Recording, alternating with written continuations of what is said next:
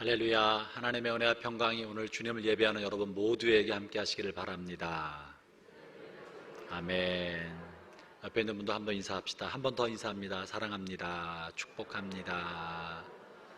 네, 그래서 한번 다 눈을 맞춰보고 얼굴도 맞춰보고 그러시기 바랍니다.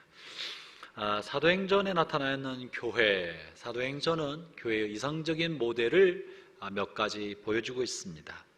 주님께서 복음서에서 꿈꾸셨던 주님의 교회, 주님이 꿈꾸는 교회가 조금씩 이루어져가는, 또 역사 가운데 약간씩 이루어져가는 모습이 사도행전에 실려 있는데요, 어떤 교회가 주님이 꿈꾸셨던 교회였을까요? 주님이 복음서에서 꿈꾸셨던 그 교회는 어떤 모습일까요? 사도행전에서 어떻게 찾아볼 수 있을까요? 결론부터 말한다면 성도들의 공동체성, 믿음 안의 성도들의 공동체성에 관해서 주님이 꿈꾸셨던 이상적인 교회의 모습은 사도행전 2장, 4장에 잘 실려있는 예루살렘 교회입니다. 이 예루살렘 교회는 서로 물건을 서로 통용하고 자기 것을 하나도 제 것이라고 하는 사람이 없이 다 나누어 주고 서로 한 가족이 되어서 어울러 살았던 공동체적 교회였었습니다. 그리고 또 한 가지, 헌신과 복음 전파, 이 선교와 복음 전파, 헌신에 있어서 이상적인 교회, 주님이 꿈꾸셨던 교회는 안디옥 교회입니다. 11장에 등장하고 13장부터 나오고 있는 안디옥 교회는 헌신하고 복음을 전파하는 이상적인 모습을 보여주고 있습니다. 그래서 앞에 2장부터 12장까지는 예루살렘 교회, 베드로와 요한 사도들이 중심이 됐던 예루살렘 교회의 모습이 중심이 되어 있고, 13장부터 마지막까지는 안디옥 교회, 이방인을 선교했던 안디옥 교회, 바나바와 바울을 중심으로 했던 안디옥 교회가 중심입니다. 오늘은 이 안디옥 교회의 태동에 관해서 우리가 좀 살펴보려 합니다. 안디옥 교회는 주님이 꿈꾸셨던 선교하는 교회, 헌신하는 교회의 한 모습인데, 이것이 어떻게 만들어졌나? 11장 후반부터는 이 내용이 실려 있습니다. 그럼 안디옥 교회의 배경이 되는 오늘 본문 19절과 20절 말씀을 읽어보죠. 같이 한번 읽어보겠습니다. 시작. 스데반의 일로 발생한 박해 때문에 많은 신자들이 흩어졌습니다. 그들은 베니게와 키프로스와 안디옥까지 피해 가서는 오직 유대인에게만 말씀을 전했습니다. 그들 중에는 키프로스와 구레네 출신 사람이 있었는데 이들은 안디옥에 이르러 그리스 사람들에게도 주 예수님에 관한 복음을 전했습니다. 이게 안디옥 교회가 태동된 배경입니다. 그 배경에는 뭐가 있었느냐 하면 스데반 집사님의 순교 때 일어났던 박해, 그 박해가 안디옥 교회가 탄생하게 된 배경이에요. 그러니까 예루살렘에 수천 명이 모였고 거기에 교회가 왕성할 때 스데반 집사님이 순교당하고 그때로부터 강력한 박해가 예루살렘 교회 안에 임했습니다. 워낙 교인들 숫자가 많았기 때문에 이 제사장과 박해자들의 눈을 피해서 모일 수가 없었어요. 수천 명이 모였으니 예루살렘 안에 이들을 숨겨서 모일 만한 장소가 어디 있겠습니까? 그래서 도저히 정상적인 예배와 모임을 할 수 없었기 때문에 흩어지게 되었습니다. 잡히면 감옥에 가고 모진 고문을 당하고 학대를 당하고 고통을 당하여서 사람들은 흩어지게 되었던 거예요. 그 도망간 사람들이 이곳저곳 도망다니다가 복음을 전하고 교회가 만들어지게 되면서 형성된 것이 안디옥 교회입니다. 이들은, 흩어진 사람들은 선교사로 파송된 사람들이 아닙니다. 선교하기 위해서 본토 친척 아비집을 떠난 사람들이 아니고요, 그저 살아남기 위해 자신의 목숨을 부지하고 가족의 안전을 위하여 도망간 사람, 피난 나온 사람들이 만든 교회가 안디옥 교회입니다. 그들이 예루살렘 교회를 떠난 것은 예루살렘 교회가 싫어서 떠난 것이 아닙니다. 살기 위해서 떠난 것입니다. 아마도 박해자들이 생각할 때에는 예루살렘 교회를 박해하고 성도들을 모이지 못하게 만들고 말씀을 전했던 사도들로부터 말씀의 가르침을 받지 못하게 만들면 분명히 이 사람들은 흩어지게 되고 흩어지게 되면 점점점 사라지게 될 것이다. 마치 모닥불 속에 있는 장작들을 다 흩어놓으면 금방 불이 꺼지는 것처럼 흩어놓으면 사라질 것이다 생각해서 강력하게 박해했던 것입니다. 그런데 정말 아무도 생각하지 못했던, 상상도 못했던 일이 벌어졌습니다. 박해자가 박해해서 흩어지면 사라질 줄 알았던 그 불씨가 들판에 떨어진 불씨처럼 되어서 더 강력하게 퍼져나갔던 거예요. 불꽃이 꺼져가는 것이 아니라 곳곳에 들불처럼 번져가게 되었던 것입니다. 이것을 통해 우리가 알게 되는 놀라운 사실은 하나님은 마귀의 계략마저도 사용하셔서 하나님의 구원의 섭리, 하나님의 선을 이루시는 도구로 쓰신다는 것입니다. 형제자매 여러분, 마귀는 우리를 죽이려고 박해를 하고 고난을 주고 괴롭혀서 쫓아냈습니다. 가족 같은 믿음의 공동체, 불같은 신앙에 있었던 믿음의 공동체로부터 도망치게 만들었습니다. 그런데 하나님은 그 박해를 통해서 오히려 복음이 확산되게 하는 도구로 삼으신 것입니다. 형제자매 여러분, 하나님은 어떤 상황에서도 일하십니다. 하나님은 어떤 환경 속에서도 하나님의 선한 뜻을 이뤄가시는 것입니다. 하나님이 못하실 일이 없습니다. 우리는 이 박해자의 박해를 통해 일어난 안디옥 교회와 복음의 확산을 통해서 분명히 보아야 할 것이 이것이에요. 마귀가 온갖 악한 것으로 우리에게 주고 우리를 괴롭히려 했지만 하나님은 하나님의 일을 하신다. 못하실 일이 없다. 어떠한 환경 속에서도 하나님의 뜻과 하나님의 일은 반드시 이루어진다는 것입니다. 할렐루야. 형제자매 여러분, 여러분을 향한 하나님의 선한 뜻은 여러분의 처한 환경이 어떻게 된다 할지라도, 여러분의 여건과 처지가 어떻게 변해간다 할지라도 하나님의 뜻은 이루어질 것입니다. 하나님은 이를 행하시는 분이신 것입니다. 마귀의 악한 계략도 하나님 것을, 하나님의 선을 이루는 도구로 쓰시는 것입니다.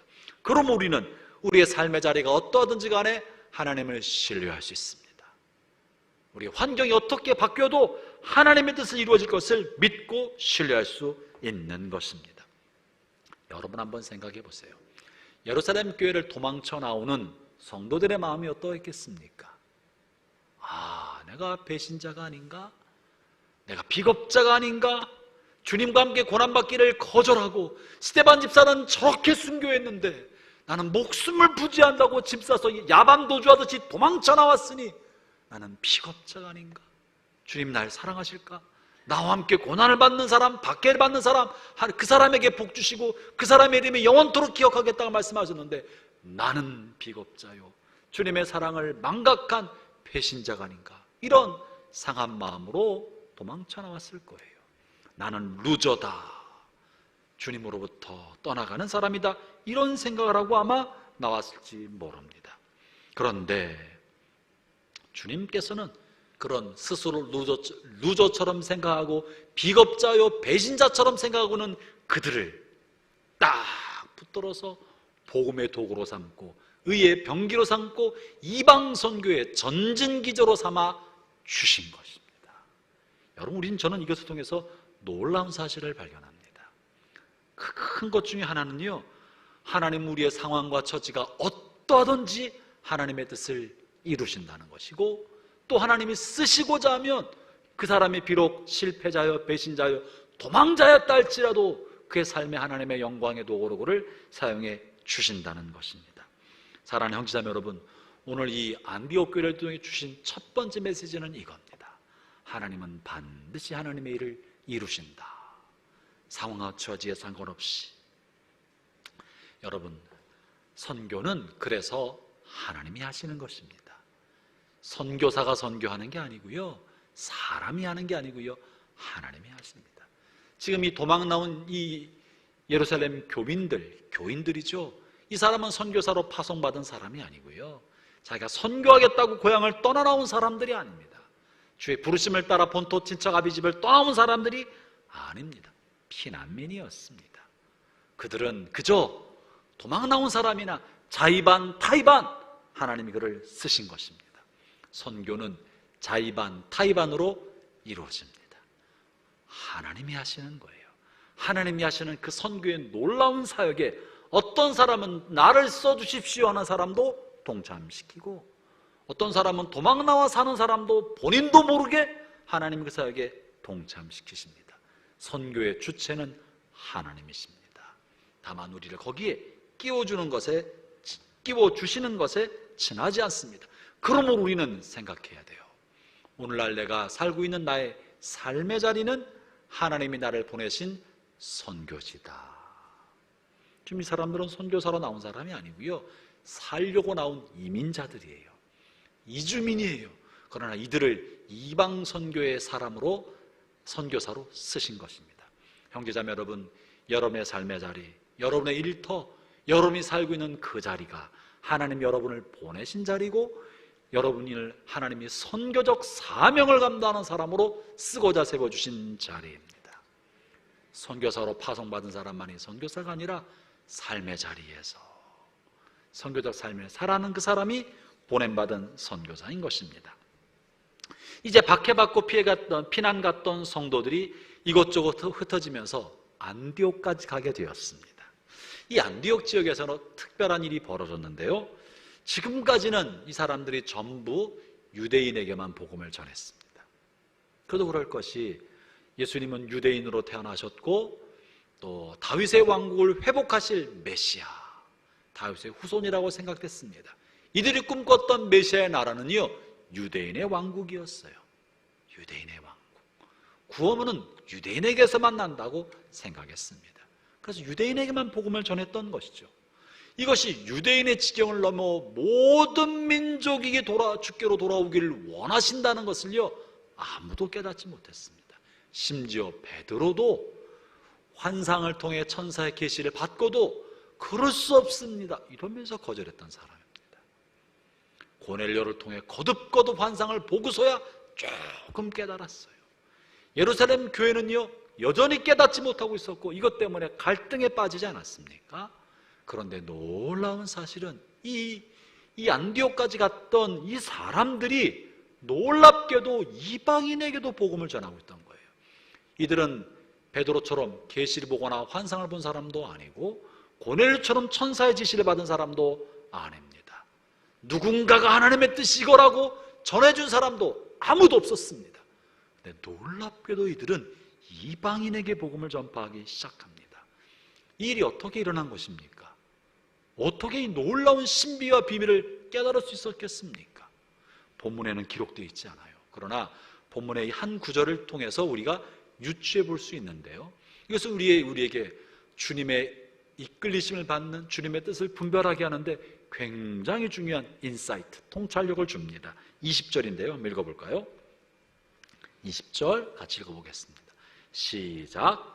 그들 중에는 키프로 출신과 구레네 출신 사람이 있었는데 이들은 안디옥에 이르러 그리스 사람들에게도 주 예수님에 관한 복음을 전했습니다. 누가 이방인에게, 다시 말하면 그리스 사람에게 복음을 전하기 시작했느냐 하면 흩어진 사람들 중에 키프로 출신, 구레네 출신 사람들, 이 사람들은 유대인이지만 헬라 지역에 태어난 사람이에요.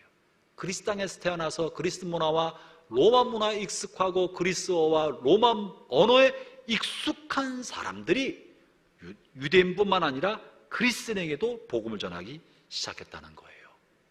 일반 유대인들이 아니라 헬라 지역에서 태어나서 살아왔던 그 사람들이 이방 그리스 사람에게도 복음을 전했다. 뭘 말해줄까요? 이 사람들은요, 아마도 그 사람들의 직업이 태어날 때부터 그리스 땅에서 태어나서 살아왔기 때문에 그들과 비슷한 토양과 환경 속에 살아왔고 직업도 그 문화에 맞는 직업을 가졌을 것이고 또 친구들, 주변 친구들도 그리스인들이 적지 않게 있었을 것입니다. 그리스 문화에 익숙한 사람들입니다. 이들이 안디옥 지역에 가서 생활하는 동안에 그곳에 있는 그리스 사람들이랑 비슷한 직업으로 교제를 하고 이러저런 이야기를 나누면서 아마도 뭔가 복음을 뚜렷하게 전하려는 목적보다도 자기 안에 일어났던 놀라운 일들, 예수님 만나고 변화된 일, 그리스도의 십자가 은총으로 말미암아 자신의 삶이 바뀐 일, 죄책감이 사라지고 영혼의 자유를 얻고 영생의 소망이 생겼던 일, 그리스도가 십자가의 죽으심이 나 때문이라는 것을 알게 된 일, 그리스도의 죽으심은 우리를 구원하기 위한 대속의 죽음이라는 사실을 깨닫게 된 이야기를 그냥 편하게 얘기를 했을 거예요. 자기 친구들에게 내가 이렇게 바뀌었다, 예루살렘에 있을 때 이런 일이 있었다. 그 말을 들었던 그리스 사람들이 그러냐? 아니 그렇다면 그분의 죽으심이 우리를 위한 죽으심이라면 나도 예수 믿어도 되냐? 나도 예수 믿으면 죄에서 용서받을 수 있느냐? 나도 믿어도 되냐? 글쎄 잘 모르겠다. 너는 어떻게 믿었냐? 예수님은 영접편이 그렇다. 나도 좀 하게 해달라고. 언급결에 아마 예수님 믿게 했지 않았을까? 언급결에 전도하지 않았을까? 그들이 원하니까 그냥 영접기도 해주지 않았을까요? 뭔가 뚜렷한 사명감을 갖고 한 것이 아니라 어울리면서 자연스럽게 자기 삶에 만나는 사람들에게 자신의 간증을 들려주고 자기가 만난 예수님 얘기를 해줬더니 그들이 변화되었던 것입니다. 형제자매 여러분, 복음은 이렇게 자연스럽게 전해지는 거예요. 나의 삶의 자리에서 내가 만나는 사람들에게, 이 사람들이 성령님의 계시를 받고 이방인에게 전했던 것이 아니라 일상의 삶을 살다 보니까, 일상의 삶을 성실하게 살고 전파자의 삶을 살다 보니까 주님의 계시가 임했던 이방인들에게도 복음을 전하게 된 것이고 이방 선교의 전진기적을 하게 된 것입니다. 우리 이것을 통해 하나님의 뜻을 알아가는 굉장히 중요한 비밀을 발견합니다. 그것은 뭡니까? 여러분이 주어진 일상의 삶을 성실하고 진실하게 사는 것입니다. 내가 주님의 뜻을 잘 몰라도, 성령님의 계시적 이끌림을 잘 몰라도 그저 나의 주어진 삶을 주님과 동행하며 성실하게 살아갔더니 보이지 않는 주님의 손길이 우리를 인도하여 우리가 하나님의 뜻을 실천하며 삶을 살 수 있도록 해주는 거예요. 형제자매 여러분, 우리는 보이지 않는 하나님의 섭리의 강물 위에 사는 사람들입니다. 역사를 주관하는 하나님은 보이지 않는 손으로 역사를 이끌어가고 계십니다. 하나님의 섭리의 강은 한 번도 멎지 않고 흘러가고 있습니다. 우리가 하나님의 섭리의 강 위에 놓여 있다면, 그리고 나의 삶을 그저 성실하게 주님과 동행하는 삶을 살고 있다면 주님의 섭리의 강물이 우리를 이끌어가서 마침내 하나님의 뜻이라는 항구에 우리를 도달하게 주실 것입니다. 그러므로 우리에게 주어진 삶을 성실하게 삽시다. 하나님의 뜻이 뭔지 모르고 성령님의 말씀하심과 이끄심이 뭔지 모르고 신비한 체험도 없고 방언도 못하고 기도의 능력도 없고 나는 영적인 게 잘 몰라요 해도 상관없습니다. 베드로만 주의 뜻을 따라 산 것이 아니라 이 도망자였던 이 성도들, 스스로 배신자로 생각하고 좌절감 있었던 이 성도들도 그저 자신의 삶을 성실하게 주님과 함께 살고자 했더니 이방을 선교하라는 하나님의 놀라운 사명을 성취하는 위대한 사람들이 되었던 것입니다. 형제자매 여러분, 여러분의 삶에 주님과 동행하기를 축원합니다.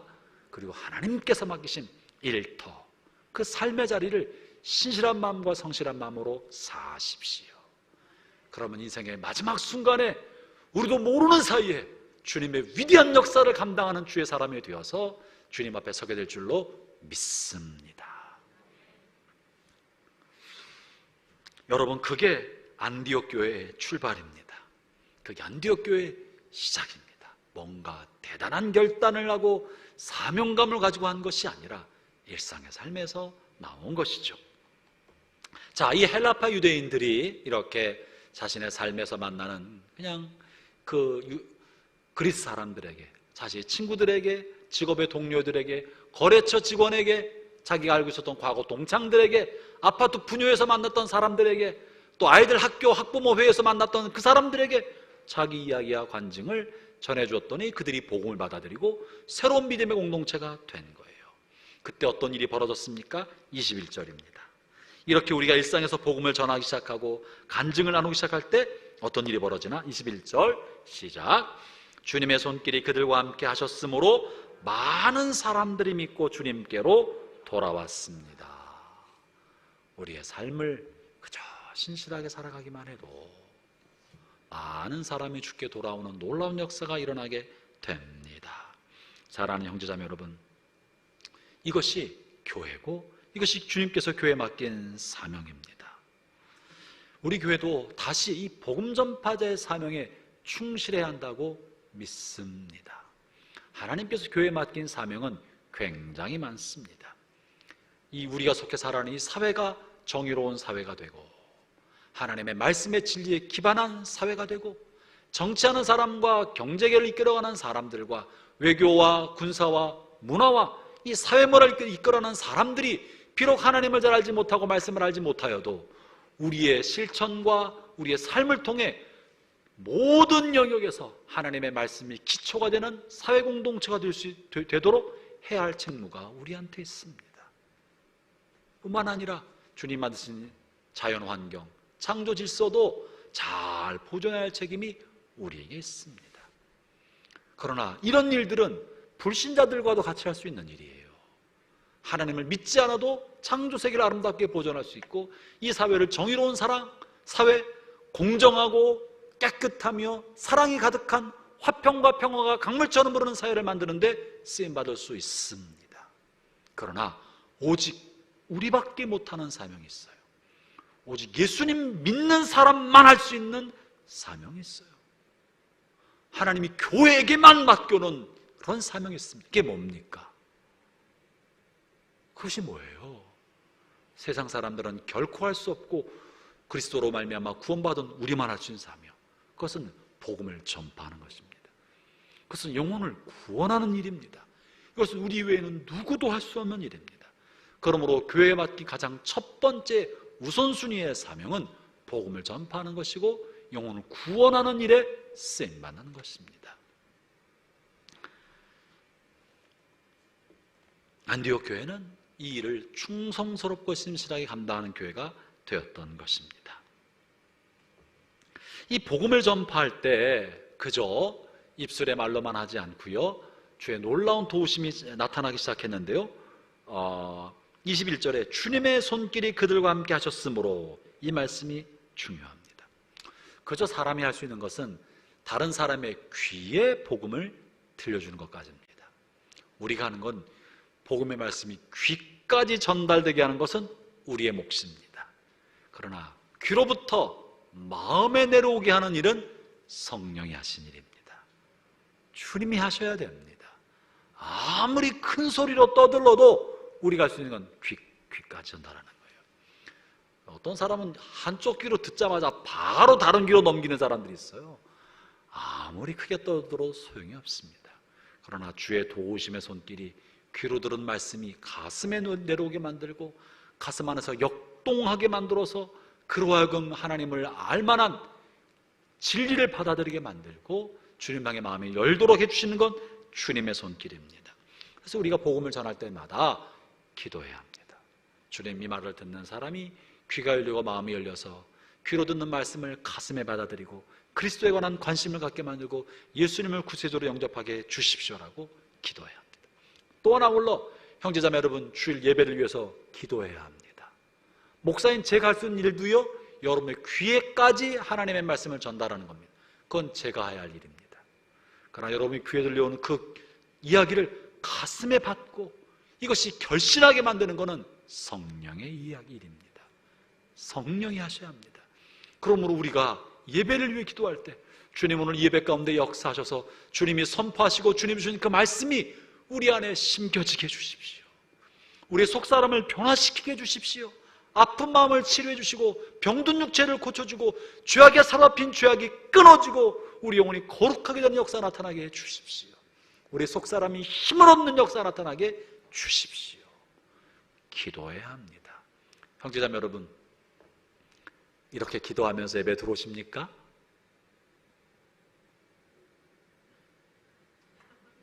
그런 줄로 믿습니다. 재직 여러분 교회를 섬기도록 부름받은 사람들입니다. 여러분 예배 전에 미리 와서 오늘 예배에 성령님께서 역사하셔서 선포하는 말씀이 귀로 들리지 않고 가슴에 임하도록 성령님의 역사를 위해서 기도하고 계십니까? 우리 교회에 이런 교회 기도가 쌓이면 성령이 역사하셔서 죄인들이 듣고 돌아와서 회개하는 역사 나타날 줄로 믿습니다.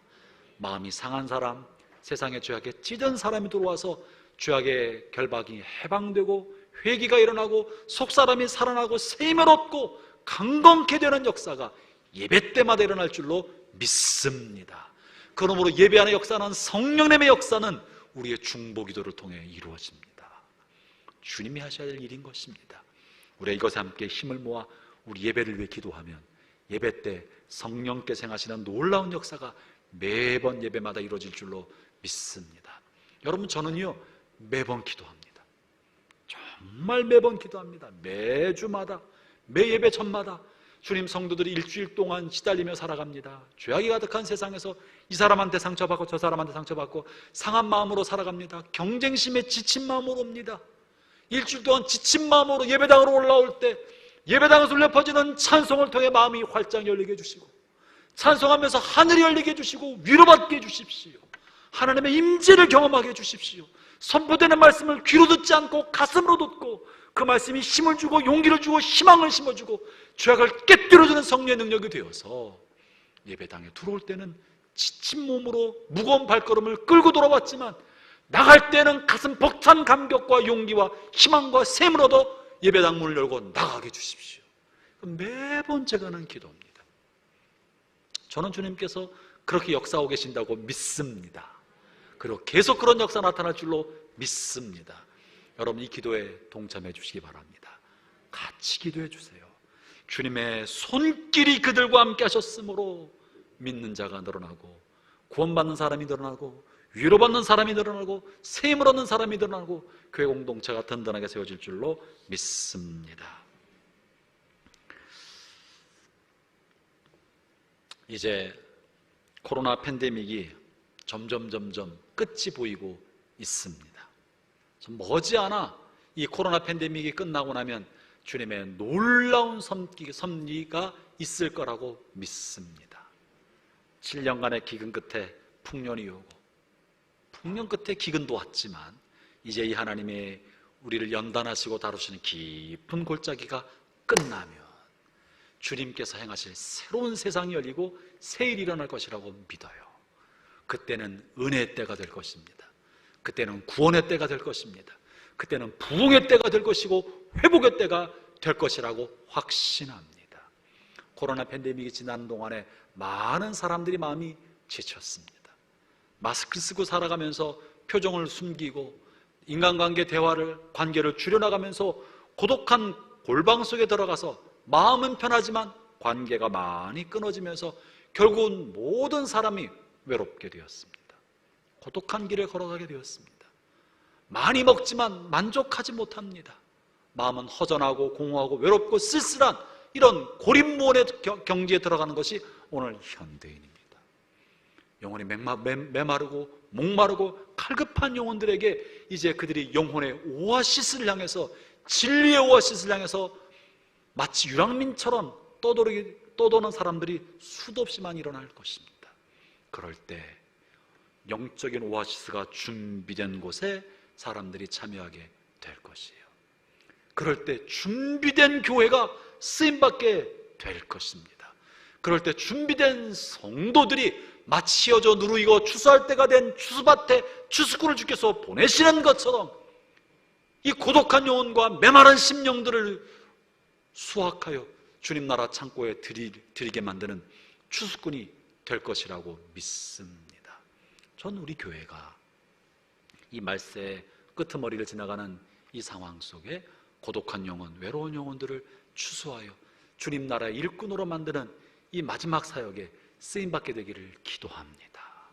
주님, 우리 젊은 날에 우리를 부르셔서 구원의 감격을 누리게 하시고 영혼의 생명을 누리게 하시고 하나님 나라의 일꾼으로 쓰임받게 해주셨는데 이것이 우리가 이렇게 그저 이제는 살다가 그저 일상의 삶을 살다가 무의도식하며 살다가 그저 나 자신의 배를 충족시키며 인생의 후반전을 살다가 고목나무의 고목처럼 쓰러져 사라지지 아니하고 마지막 순간까지 독약청청 푸른 빛을 나타내다가 모세처럼 그 나이 120에 돼도 눈빛이 흐려지지 아니하고 끝까지 당당하게 사역하다가 어느 날 주님이 딱 부르실 그때 쫙 주 앞에 갈 수 있도록 인생의 후반전에 불꽃처럼 쓰임받는 교회 되기를 축원합니다. 우리 교인들 되기를 바랍니다. 고목나무처럼 말라갈 수 없잖아요. 마지막 순간까지 깨끗하게 청청하게 푸른 빛을 나타내며 주 앞에 쓰임받도록 합시다. 여러분, 나이가 먹어도 늙어가는 것이 아니라 성숙해 갈 수 있습니다. 눈가에서 생긴 주름과 흰머리가 노쇠의 증표가 아니라 성숙의 증표가 가게 될 줄로 믿습니다. 멋지게 늙어야 되잖아요. 그러니까 멋지게 성숙하는 사람, 인품이 깊어지고 말이 깊어지고 다른 사람에 관한 배려가 깊어지고 인생을 살아온 연한만큼이나 다른 사람에 관한 배려가 깊어진 깊은 인격을 가진 사람이 되어가는 것, 그게 성숙입니다. 20대, 30대는 결코 할 수 없는 깊은 성숙미를 가진 사람으로 되어갈 때 우린 늙어가는 것이 아니라 익어가는 것입니다. 할렐루야. 나이 먹는 게 서운한 분들이 계세요. 저는 마음을 고쳐먹었어요. 아, 그래, 내가 익어가자, 성숙해가자. 내 육체의 나이는 나이 들어가고 흰머리가 생기고 주름이 생기고 팔다리에 힘이 없어 가도 내 속사람과 내 심령은 독야청청하리라. 푸르고 푸른 소나무처럼 푸르고 푸른 청춘으로 끝까지 살리라. 할렐루야. 그렇게 마음먹었어요. 내 속사람은 청춘으로 살기로. 마지막 순간까지 주 앞에 쓰임받고 주의 영광과 복음을 위해 불꽃처럼 살다가 주님 부르실 때 주님, 난 내 할 일을 다 했습니다. 할렐루야. 이제 저를 부르셔도 여한이 없습니다. 그렇게 주 앞에 가고 싶습니다. 우리 교회가 이 마지막 때 그렇게 쓰임받고 저나 여러분이 그런 생애를 살다 주 앞에 부르심 받기를 축원합니다. 예루살렘 교회가 안디옥 교회가 복음을 받아들이고 많은 사람이 믿는다는 소식을 듣게 되었습니다. 근데 이제 어떻게 합니까? 20절의 말씀인데요. 20절 같이 읽어보겠습니다. 20절이 아니라 22절입니다. 22절 시작. 이 소식이 예루살렘에 전해지자 교회는 바나바를 안디옥으로 보냈습니다. 여러분, 예루살렘 교회를 떠난 성도들이 교회가 싫어서 떠난 게 아니듯이 예루살렘 교회에 남아있는 사람들도 그들을 배신자로 여기지 않았습니다. 이들이 떠나가도 모교회와 끊임없는 관계를 가지고 있었어요. 그들의 이야기를 전해주었습니다. 진행 상황을 보고하고 있었습니다. 그리고 예루살렘 교회도 이들을 끊임없이 돌보고 있었습니다. 필요를 지원하고 돌보고 있었던 것입니다. 이게 교회입니다. 교회는 가족이고 가족으로 그냥 사는 거예요. 떠나 있으나 함께 있으나 멀리 있으나 가까이 있으나 기도로 지원하고 돕고 섬기는 것입니다. 그리고는 예루살렘 교회가 안디옥에 멀리 떠난 사람, 자신의 삶에 낙심하고 좌절하고 힘들고 마치 패배자처럼 그런 삶을, 그런 마음을 가지고 살아가는 그들을 어떻게 도울까? 그들이 모여서 많은 사람이 모이고 있다는데 무엇으로 도와주면 좋을까 하다가 바나바를 파송하기로 결정합니다. 이 바나바는 어떤 사람이길래 이 도움이 필요한 안디옥 교회에 바나바를 보냈을까요? 이 바나바에 대해서 사도행전 4장 36절 37절에 실려 있는데요, 같이 한번 읽어보죠. 4장 36절 37절입니다. 시작. 믿는 사람 중에 요셉이라는 사람이 있었습니다. 사도들은 그 사람을 바나바라고 불렀습니다. 바나바란 이름의 뜻은 격려하는 사람입니다. 바나바는 키프로스에서 태어난 레위지파 사람입니다. 요셉이 자기 밭을 팔아 그 돈을 사도들의 발 앞에 갖다 놓았습니다. 본래 이 사람의 본명은 요셉이었습니다. 그런데 예루살렘 교회에서 함께 생활할 때 이 사람이 얼마나 다른 사람을 잘 도와주는 사람이었는지, 얼마나 낙심한 사람, 좌절한 사람, 영혼에 상처받은 사람을 잘 위로하고 격려하고 칭찬해서 세워주고 그 사람에게 소망을 심어주는 사람인지 사도들이 볼 때, 지도자가 볼 때 너무너무 그것이 다른 사람을 세우고 격려하는 것이 훌륭해서 별명으로 격려자, 다른 사람을 격려하는 사람이라는 뜻의 바나바라고 부르는 거예요. 별명이에요. 이게 본명이 아니라. 얼마나 잘 격려했으면, 얼마나 사람을 잘 세워줬으면, 얼마나 많은 사람에게 위로를 주고 용기를 주고 힘을 공급했으면 그 사람의 이름을 격려자, 인커리저, 격려해주는 사람. 실제로 그 사람은요, 어려움 당한 사람을 위하여 자신의 재산 땅을 팔아서 다 나눠주고 사도들의 발 앞에 두고 나눠주도록 하였습니다. 순종할 줄 아는 사람이고 다른 사람을 도울 줄 아는 사람이었던 것입니다. 사랑하는 형제자매 여러분, 이런 따뜻한 마음을 가지고 있는 사람, 다른 사람을 잘 세워주는 사람, 격려하는 사람이 많은 교회가 좋은 교회입니다. 그런 교회가 따뜻한 교회입니다. 그런 교회가 살만한 교회가 됩니다. 전 우리 교회에 이런 바나바가 많기를 축원합니다. 이바나바, 김바나바, 최바나바, 오바나바, 다 바나바가 되시길 바랍니다. 옆에 분 한번 바라보실까요? 바나바십니다. 네. 격려자가 됩시다. 생각해보면 우리 교회는요, 그런 이 바나바 같은 격려자가 많은 교회입니다. 저는 여러분이 그런 분인 줄로 믿습니다. 여러분, 순장이 그런 사람이에요. 다른 사람을 세우고 그 사람 안에는 가능성이 꽃 피울 수 있도록 내가 걸음이 되어주고, 장점을 잘 보고 그 장점을 칭찬해주고, 약점은 감춰주고 장점을 칭찬해주고 격려해주는 순장의 삶이 그러한 것입니다. 전 우리 교회 공동체에 다시 한번 모든 성도가 이런 순장의 삶을 살고 순장으로 자신이 쓰임받기를 기뻐하고 그것을 좋아하게 되기를 바랍니다. 순장이에요. 바나바가 그러한 것입니다. 오늘 본문에는요, 이런 바나바를 사도행전 11장에 성령님은 어떻게 소개하고 있는가? 참 놀랍게 소개하고 있는데요. 24절 읽어보겠습니다. 24절 시작. 바나바는 착한 사람이요 성령과 믿음이 충만한 사람이었습니다. 그래서 많은 사람들이 주께로 돌아왔습니다. 여러분, 성경 66권을 다 읽어봐도 그 안에 수많은 사람이 등장합니다. 그 사람이 등장할 때 이렇게 소개하면서 등장한 사례가 별로 없습니다. 그죠? 무슨 소개하면서 등장하는 경우가 얼마나 됩니까? 아주 드뭅니다. 아주 드뭅니다. 하나님의 벗 아브라함, 내가 다윗을 만나니 내 마음에 합한 사람이다, 이 정도예요. 다윗은, 그 다음에 야곱은 속이는 자, 뭐 이런 거 아닙니까?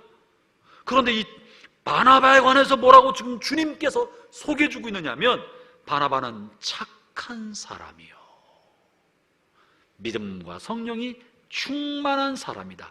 그래서 많은 사람들이 주께로 돌아왔습니다. 이 본문을 이렇게 삽입한 까닭은요, 이 글을 쓰신 성령님께서, 이 글을 기록하신 주님께서 바나바를 자랑하고 싶었던 거예요.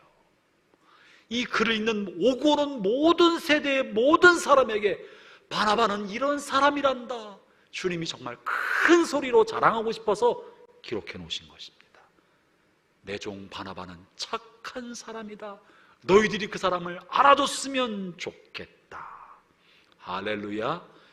하나님이 저나 여러분을 소개할 때, 세상에 알릴 때, 하나님 아버지 앞에 알릴 때, 영적인 세계 하늘에 소개할 때, 내 아들은 이런 사람이다, 내 딸을 봐라, 내 딸은 이런 사람, 착한 사람이다, 신실한 사람이다, 소개할 수 있게 되기를 축원합니다. 하나님이 자랑하고 싶어하는 사람이 됩시다. 그 중에 하나님이 특별히 착한 사람이라고 자랑하고 있습니다. 착한 사람. 형제자매 여러분, 우리 착하게 삽시다. 착한 사람이 됩시다. 착한 사람, 사심없는 사람이에요. 겉과 속이 똑같은 사람이에요. 마음이 선하고 눈빛이 선하고 그가 하려는 모든 일에 동기가 선한 사람이에요. 좀 이상하게 보여도 너무 선한 동기로 그 일을 하고 있는 거예요. 말씨와 말투가 따뜻하고 선한 사람, 착한 사람이에요. 그렇기 때문에 도와주고 싶어요. 손해보지만 자꾸 손해보는 그 사람을 도와주고 싶은 사람이에요. 응원하고 지지하고 싶은 사람, 바나바는 그런 사람입니다. 그래서 누구든지 도움이 필요하면 재산을 나눠주었고 멀리서라도 자기를 필요한다고 말하면 즉각적으로 달려가는 그런 사람이었습니다. 그런 바나바. 그래서 주님이 그를 착한 사람이라고 소개합니다. 우리 착하게 삽시다. 아멘. 세상에서는 착한 사람이 인정받지 못해요. 옛날에 조선시대나 옛날에 도덕률이 훨씬 더 지배를 많이 할 때 흥부 같은 사람, 착한 사람을 훌륭하게 여겼지만 요즘은 흥부는 매력이 없어요. 누가 매력이 있어요? 놀부가 매력이 있어요.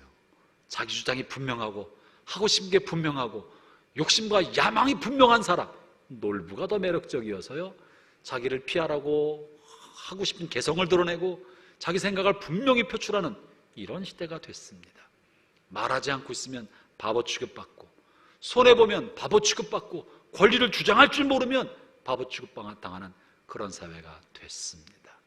세상은 놀부 같은 사람을 칭찬하는지 몰라도요, 주님은 바나바를 칭찬하십니다. 착한 사람이요.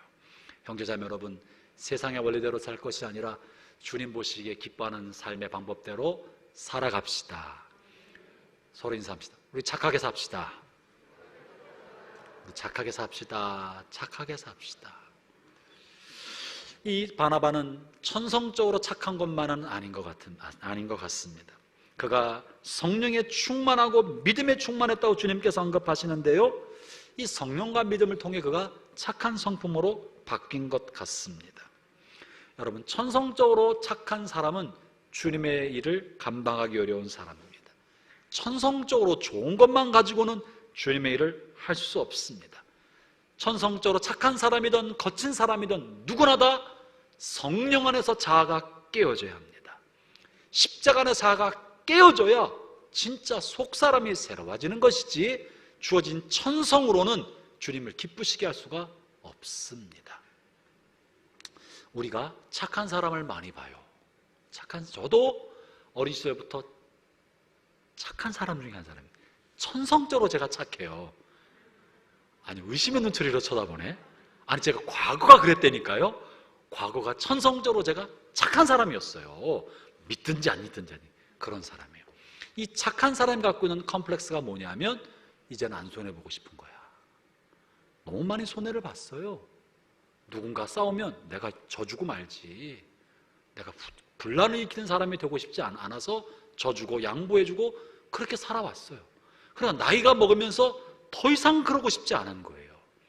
더 바보라는 소리를 듣고 싶지 않고, 더 손해보고 싶지 않고, 지금까지 손해보고 살아온 것도 너무너무 큰데 더 이상 그러고 싶지 않고, 이제는 내 욕심대로 나도 내 할 말하고 살아간 사람이 되고 싶은 거예요.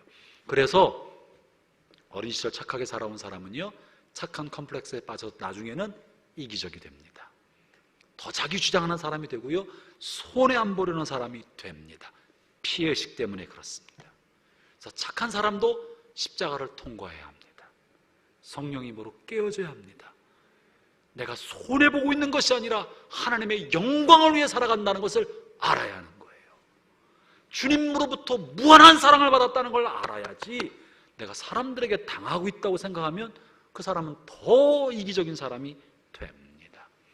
착한 사람도 주님 만나 깨어져야 되고, 거친 사람은 거친 사람대로 깨어져서 속사람의 착함과 따뜻한 성품이 드러나야 합니다.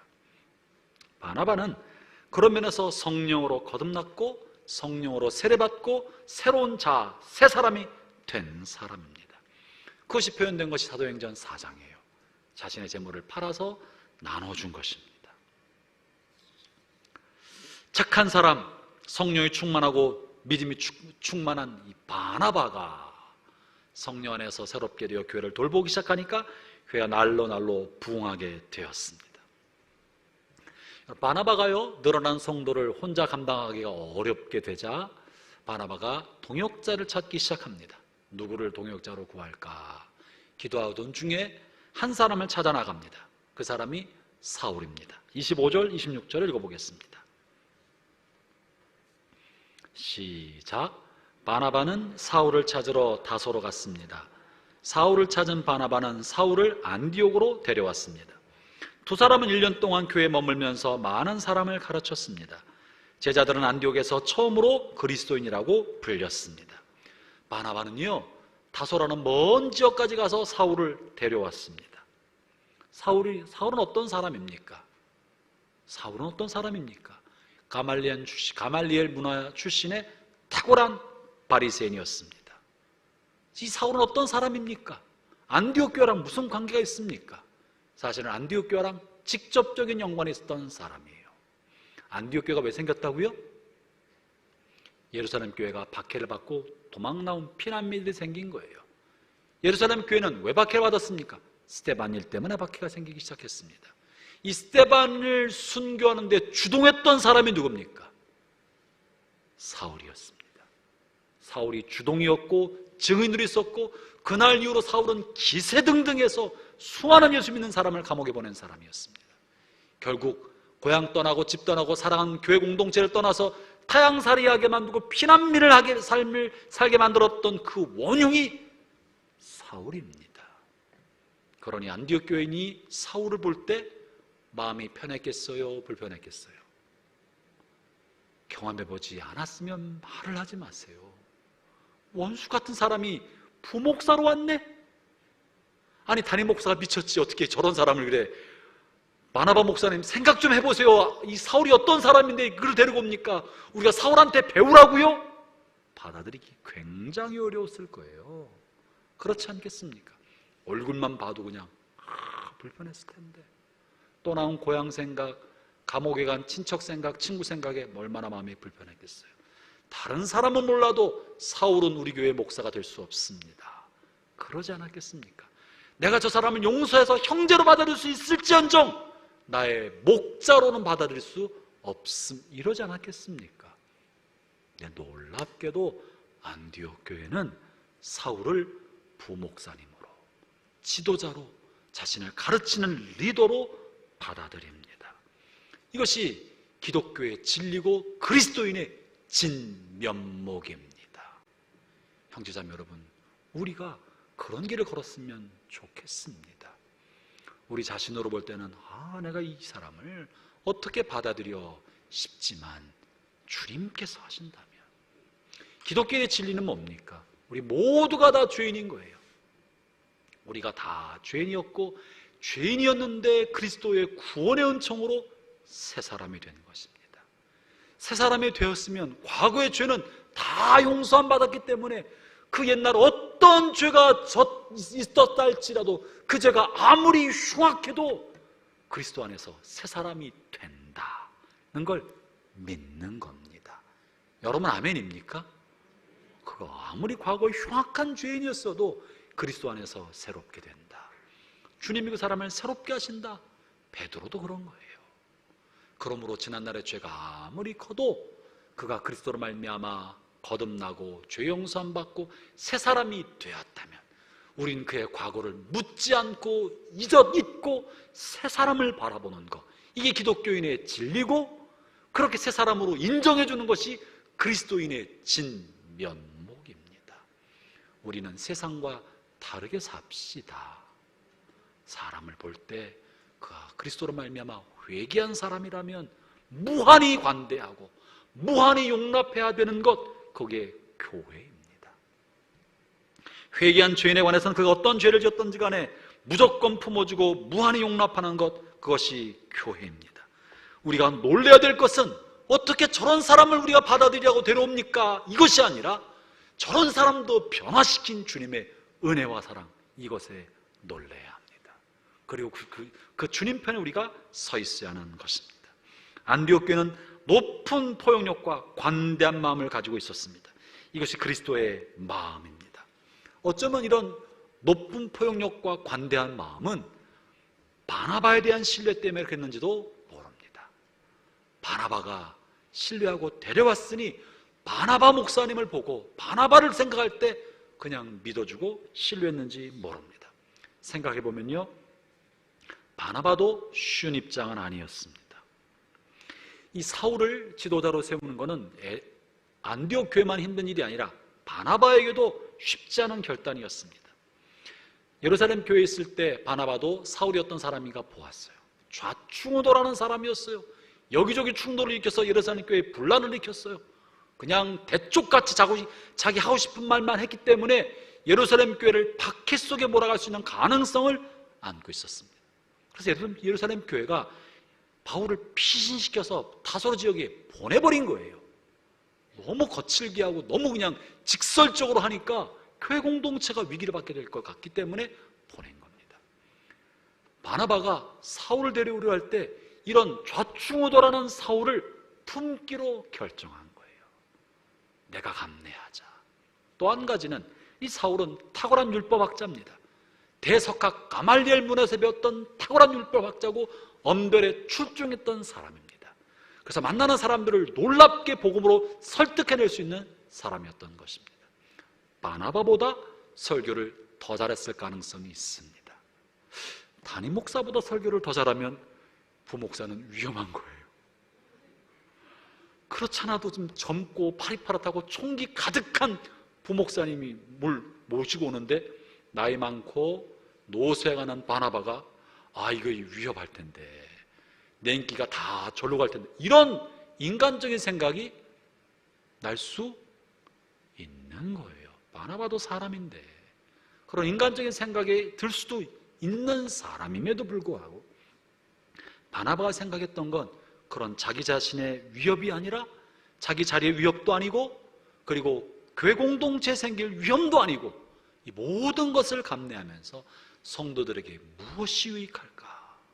어떻게 하면 이방인 이 교인들에게 도움을 줄까? 헬라파 출신인 사울이야말로 가장 좋은 사람이라고 여기고 그를 모셔왔던 것입니다. 사랑하는 형제자매 여러분, 우리의 포용력의 한계를 넓힙시다. 품지 못할 사람이 없는 거예요. 내가 경쟁하지 않고 판단하지 않고 주님 눈으로 본다면 품지 못할 사람이 어디 있겠습니까? 그게 착한 사람 바나바였고 그게 안디옥 교회였습니다. 저는 우리 교회가 주님이 꿈꾸시는 교회, 그리고 선교하는 교회, 쓸데없는 경쟁심, 비교식이 없는 교회, 모든 성도가 서로를 귀히 여기는 교회, 서로 다른 성향과 개성과 가치관이 다 다를 수 있지만 예수님 그분 때문에 하나가 되는 교회, 그런 교회 되기를 축원합니다. 그러면 누구든지 이 안에 들어와서 쉼을 누리고 안식을 얻고 우리 안에 살아계신 그리스도를 발견하게 될 줄로 믿습니다. 기도하겠습니다.